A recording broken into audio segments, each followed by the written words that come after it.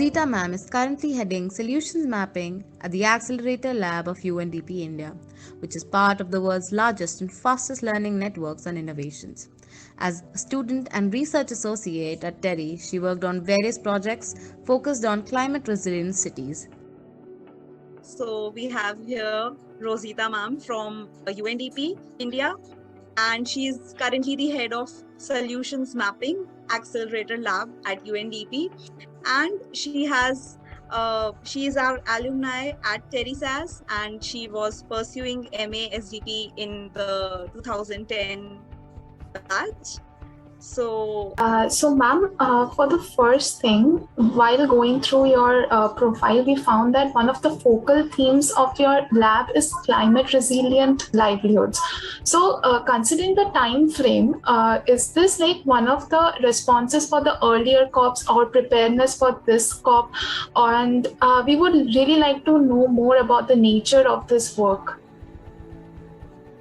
Sure. Thanks for that question, Riddhi. So just a brief intro about the work that we are doing currently in UNDP. So I am part of a network called Accelerator Lab Network.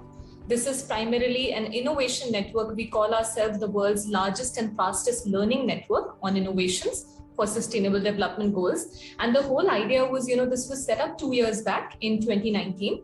And the idea was, to really have a learning network where multiple countries, across the region can learn from each other, can work together to find solutions to some of the most, wicked development challenges. And the idea is that we bring in new ways of doing development, as we call. Typically in the development sector, we have this project methodology, pilot methodology. We are somewhere in between. We do something called experimentation, which is basically, really running short loops of experiments. We are talking about 3 months to 6 months between this time frame. And the idea is that we have a hypothesis. For instance, for climate resilient livelihoods, we were looking at how can advanced technologies like IoT, artificial intelligence, and other technology like blockchain help in increasing the farmer's income. So keeping the farmer in the center stage, we were looking at digital agriculture. So the idea was, just to give an example, with Internet of Things, IoT, what we did was we ran a small experiment in Tamil Nadu in a small 3-acre farm, which is basically to see how can Internet of Things based sensors help the farmer to conserve water at the farm level. So as you know, we really overuse water in our farming system in our country, and these sensors just helps the farmer to tell when is the right time to kind of water, to kind of really reduce that overwatering phase.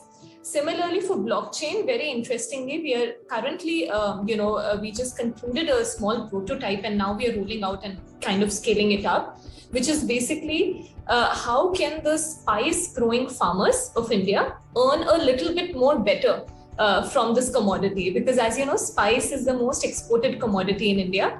And yet the small and marginal farmers who are growing them, they are not able to earn that much, because of different reasons, because of, quality checks and export rejections happening, presence of middlemen. So the whole idea is that blockchain-based traceability can help in increasing that quality check, right? So really reducing the export rejections and thereby getting a better price to the farmers. So this is the space that we were looking at in climate resilient livelihoods. And the whole principle here is, as you can see, livelihood. So even if we use, whether it's a high-tech solution or a low-tech solution, we also look at grassroots innovations, like what are the kind of indigenous knowledge that we can, make use of, can we leverage on existing solutions, which are really user-led, like there's so many farmers in our country who are innovating, how can we learn from them? So the marriage of high-tech and low-tech innovations in this space. So this principle remains the same for whatever, frontier challenge we look at. We also look at air pollution as a frontier challenge, and we've been able to identify different kind of solutions. One for stubble burning, which is converting the paddy straw into biofuel. There's this startup called A2P Energy, who was the winner of our innovation challenge 2 years back. And we've been working with this startup to kind of really demonstrate this technology in Punjab and Haryana. Similarly, we are even looking at indoor air quality. We have a very interesting nature-based solution called UBreathe, which looks at purification of the indoor air and, really fighting that kind of problem in our daily lives. And similarly, we are always continuously scouting for, innovations, cutting edge innovations in this field. So this is how we are basically working. And the labs around the world, like being part of this, globally integrated network means that, each lab can then draw inspiration from each other. This is the kind of the beauty of the network. So yes, ma'am, as you just talked about the circular economy, so while going through the recent reports of circular economy gap report, so it is evident that the share of circular economy is just 8.3%. So what do you think are the main loopholes that has created such a short margin of their share? And how can we increase this share? Definitely. So Isha, that's a very good question. So, this report that you mentioned, it was basically a very interesting one released early in 2021, which said that, our world is only 8.6% circular, and there's a potential to be much more in a better position. And the idea was that, all the activities that are related to material handling and use, which we call consumption and production activities, the finding was that these account for also 70% of greenhouse gas emissions. So this is where the link between climate change also comes. So when we are able to apply a circular economy approach, we are able to actually increase value retention. So we are cutting out waste by utilizing the material, plus we are also slashing emissions. And that is why it is very important that circular economy should be viewed as a way to actually fight climate change.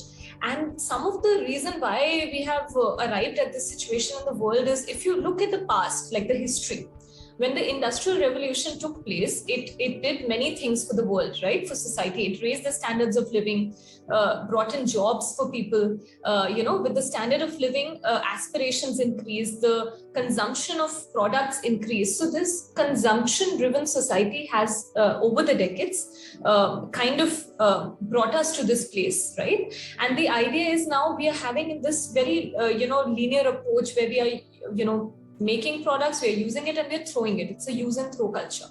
Now, if you compare this to ancient society, even Asian society, right? We traditionally have always been a reuse society. We have always been reusing materials. If you look at our households, we don't have a waste mindset still, like we still try to conserve every material that we have. Now we just need to translate this thinking at the household level, at the more industrial and a more societal level. There are, of course, a lot of complications with this, because a consumption-driven society will always argue that, if we don't produce more goods, there will be no jobs. What will happen to the economic standards of living? But circular economy says that, both are possible. It is possible to run an economy, earn from it, at the same time, not harming the environment or not causing pollution. So the idea is that we design for circularity. Right, ma'am. Ma'am, this just before the guys go on, this just reminded me of the last main promise that India made in the Paris Agreement of fulfilling a target of some 2.5, I guess, gigatons of creating a additional carbon sink in India, which is nowhere near, not even close to the target. And it's just like that they're focused all their undivided attention to solar energy and renewable energy, but the other targets are really lagging. No, that is a fair point, actually. So that's why, all these things need to be balanced. So if we are looking at only clean energy, renewable energy, that is not enough. We need to look at biodiversity. We need to look at afforestation as well. As well as looking into adaptation measures. Everything is important. And I think everybody has a role to play. There is a very interesting startups and organizations coming up that are gamifying, really afforestation. There is this whole initiative called A-Forest, which looks at this Japanese technique of growing forest rapidly. So, I take inspiration from these. I don't know if you are aware that there was this initiative, not in India. So this is a global initiative called Ant Forest, which was basically like a game that everybody used to play. And that game, that virtual game, had an implication on growing forest as well. So you used to plant trees, and the amount of people who participate and plant virtually, they will actually physically also plant those many trees. So this was by Alibaba team, I think. This was an initiative and forest, and I think we need to really have more actors in this space. And we should not only be dependent on government, honestly, for this. We should really be working as communities on this initiative.